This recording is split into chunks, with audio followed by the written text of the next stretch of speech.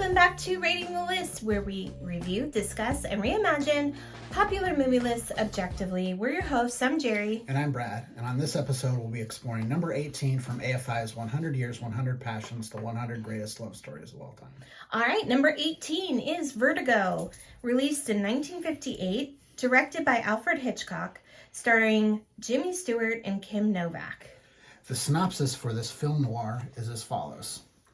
After a rooftop chase resulting in the death of a fellow officer, San Francisco detective John Scotty Ferguson, played by Jimmy Stewart, retires out of a fear of heights and vertigo. He tries to conquer his fear, but his ex-fiancée Midge says another severe emotional shock may be the only cure. Gavin Elster, a college acquaintance of Scotty, asks him to follow his wife Madeline, played by Kim Novak, claiming she has been behaving strangely and her mental state is abnormal. Scotty reluctantly agrees and follows her around San Francisco. He watches her enter the McKittrick Hotel, but upon investigation, she doesn't appear to be there. Later, Scotty follows Madeline to Fort Point, where she leaps into the bay. He goes after her and rescues her. The next day, Madeline stops by to deliver a letter of gratitude to Scotty. They decide to spend the day together, traveling to Muir Woods and Cypress Point on 17 Mile Drive, where Madeline runs towards the ocean. Scotty grabs her and they embrace. The following day, Madeline visits and recounts a nightmare. Scotty identifies the location as Mission San Juan Bautista, the childhood home of Carlotta, Madeline's great-grandmother and focus of a painting Madeline visited previously. He drives them there and they express their love for each other. Madeline suddenly runs into the church and up the bell tower. Scotty, halted on the steps by his acrophobia, sees Madeline plunge to her death. The death is ruled a suicide. Gavin doesn't blame Scotty, but Scotty has a breakdown and is sent to a sanatorium. Following his release, he frequents places Madeline used to visit, often seeing her there. One day, he notices a woman who reminds him of Madeline. He follows her to her hotel room, where she identifies herself as Judy Barton, also played by Kim Novak, from Salina, Kansas. Judy has a flashback revealing she is the person Scotty knew as Madeline Elster. She was impersonating Madeline in an elaborate murder scheme. Judy drafts a letter to Scotty explaining her involvement. Gavin deliberately took advantage of Scotty's acrophobia to substitute his wife's freshly murdered body in the apparent suicide jump. However, Judy rips up the letter and continues the charade because she loves Scotty. They begin seeing each other, but Scotty remains obsessed with Madeline, asking Judy to dress in Madeline's clothes and to dye her hair to resemble Madeline. After Judy complies, hoping they might find happiness together, Scotty notices she's wearing the necklace portrayed in Carlotta's painting. Scotty realizes the truth and insists Judy drive him to the mission. There, he insists he must reenact the event that led to his madness, admitting he now understands Madeline and Judy are the same person, and that she was Gavin's mistress, cast aside like Carlotta. Scotty forces her up the bell tower and makes her admit her deceit. He finally reaches the top, overcoming his phobia. Judy confesses and begs him to forgive her because she loves him. He embraces her, but a shadowy figure, who turns out to be a nun, rises from the trapdoor, startling Judy. She lunges back and falls to her death. Scotty, bereaved again, but cured of his phobia, stands at the edge while the nun rings the bell. Okay, so this is another one where they've inserted a really, really good movie. Vertigo is widely considered by, you can find this, it's usually in the top 5 of almost any all-time great movie list. It is arguably Hitchcock's best. It's not for me. I think Rear Window is his best movie, but this is a great film by any stretch, by any measure. This is a great film. Is this a great love story? This is not a great love story. This is not really a love story. There's a little bit of a love story, but not really. It's more, well, I mean, it is from her end. She's in love with him. Mm-hmm. And Midge, I think, is in love with him too. But from his end, this is pure obsession. This is when we get to, we've had several Hitchcock movies on this list. Yeah. To me, here's my thing with, you can't make a great love story if you're a misogynist. I'm sorry, you just can't. Yeah, and which we know Hitchcock is. To write a great love story requires a genuine affection and care about not only the man but also the woman. Yeah. You have to care about people.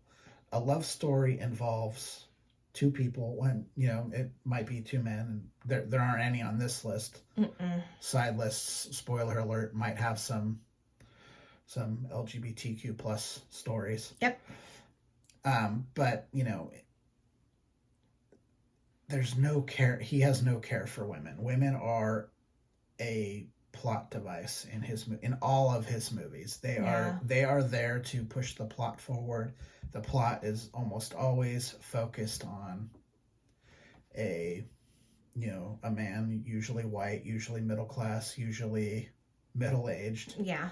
I mean, across the board, and the women are there to get slapped, or they're just plot devices. So sometimes they get slapped, sometimes they...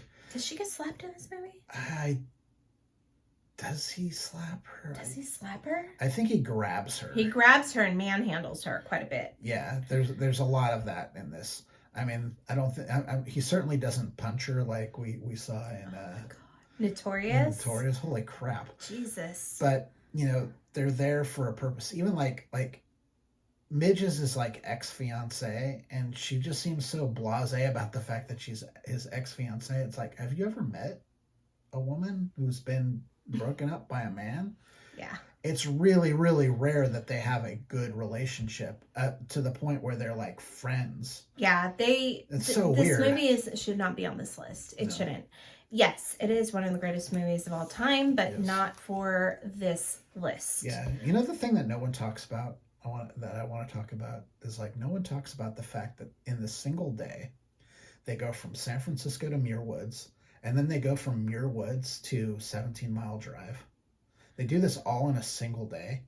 That is not... I looked it up. So the drive from San Francisco to Muir Woods is roughly an hour. Uh-huh. It's a little bit less than an hour, so it's not that far, but there's, it's mostly side streets for the most part, and, there's some winding road and whatever. The drive from Muir Woods to 17 Mile Drive to, all the way down there is 130 miles. Mm-hmm. Like, it's a lot of driving. California's really, really big. And I mean, there are some drives in this country you could drive. That drive would take you from one state to another. Well, I mean, let's also look at the fact that this man, we're supposed to believe that a hair color change in a woman would make her look completely different. Right. That she could possibly not be the same person. Yeah, so they change her color and her clothes, and we're supposed to buy that it's not Kim Novak, who is one of the most beautiful women who's ever been on screen. Like, you're not going to know who Kim Novak is. Like, Jimmy Stewart's especially since the dude was obsessed with this woman. So it's like, come on. I mean, this movie does a lot of really, really interesting things with the color palette. Really, like, it changes the mood and stuff like that. This movie is a masterpiece. It's really good. It's really good. But it's not. They have that lens too. Yeah. He created that. Yeah, I know what you're talking about. I can't remember what it's called. The one that like makes you kind of dizzy. Yeah, it's called a. I know what you're talking about. Something focus lens. Yeah, I know what you're talking about. Yeah. This movie is stunning. It's absolutely worth a watch. I'm definitely going to recommend watching it. But as part of this list, it's an ill fit. This is probably about maybe the 10th time where they've put a really good classic movie on this list that I would absolutely recommend watching. Just not if you're watching to see a good love story. That's not this. This is a noir. There's a lot of great stuff in it. Just like that other movie. What was that other noir that we watched? About the insurance agent. Oh, yeah. Yeah, I know what you're what you're talking about. But Double Indemnity. Double Indemnity. Yeah. Yeah, that's another where it's like these are really great movies. I'm glad, Vertigo we own. Mm-hmm. I'm glad to watch it anytime, but watching it with this lens, it just doesn't quite work at all. And what's interesting is I really, really liked Hitchcock's films. Love them. Always was yeah, I watch this. It's great. It's great. It's great. It's great. And now from watching it in this list, these movies, I'm whoa. Yeah. His absolute disregard for women. Yeah. Yeah. No, I can't look past that. No. It's pretty horrible. Yeah. And I have really reevaluated my views of Hitchcock. I have a kind of a detached view of him as I appreciate his contributions to film. The fact that he made some films that are just, Rear Window is... It's a great movie. It's a perfect movie. Yeah. It's actually a perfect movie. Yeah. It's up there to me with movies like Die Hard, which are they're fundamentally perfect. They do exactly everything that they're supposed to do. There are no... When Harry Met Sally. There are no loose threads to the film at all. So... Number 25 on the list. Right. Yeah, that's my thing too. It's dude, we did Dirty Dancing it was number 80 billion years ago. It's number 90. You're telling me that Dirty Dancing is not a better love story than Vertigo? That's insanity. They're making the wrong kind of judgment. They're basing Vertigo is a classic film and it's a great movie and that's why we put it this high on the list. And that's not what you should be doing. And that's one of the reasons that we're going through this list. Yep. Is to kind of, clean it out. Undo the wrongs that the AFI did, because their list is not great. It's not at all. And, we're going to fill in some stuff that they couldn't have, to be fair, couldn't have been put on the list. We've got now 21 years of movies that have come out since that list came out. But they also missed some stuff, too. Oh, they missed quite a bit. Yeah. And, movies like this should probably not show up on the list.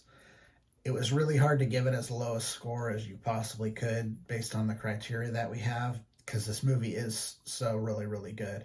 I gave it a 55. Jerry gave it a 53. The list score is therefore 54. If this was any other movie not made nearly as well, and this was the love story, it'd probably be a lot lower on the list. But it's so well directed. It's so well acted. Yes. The cinematography, the color palette, everything about this movie is so above the board and outstanding. It's hard to really rank it super low. That camera, that when he's looking down the bell tower, it kind of makes you feel like you're this. They use that again in Jaws. Yes, they do. When they focus in on the shark. No, on Brody when he's looking out at the beach. Yeah. When somebody says shark, and then it just kind of zooms into his face. Well, you know where Steven Spielberg got his start, right? Where his very first directing was. It was on that Alfred Hitchcock TV show. Really? In the 60s, yes. Well, that makes a whole lot of sense. Yeah, that Alfred Hitchcock Presents. Yes. Steven Spielberg is very first directing. His very first professional directing is on that show. Okay. He was a huge Hitchcock fan. Okay. All right. So let us have it. Do you think Vertigo should be on this list? If you do think it's on this list, where should it be ranked? Number 18? Let us know in the comments if you like what we're putting out there. Please subscribe to our channel. If you'd like to email us directly, please email us at ratingthelist@gmail.com. But for now, I'm Jerry. I'm Brad. And we're rating the list. We'll see you next time. Bye. Bye.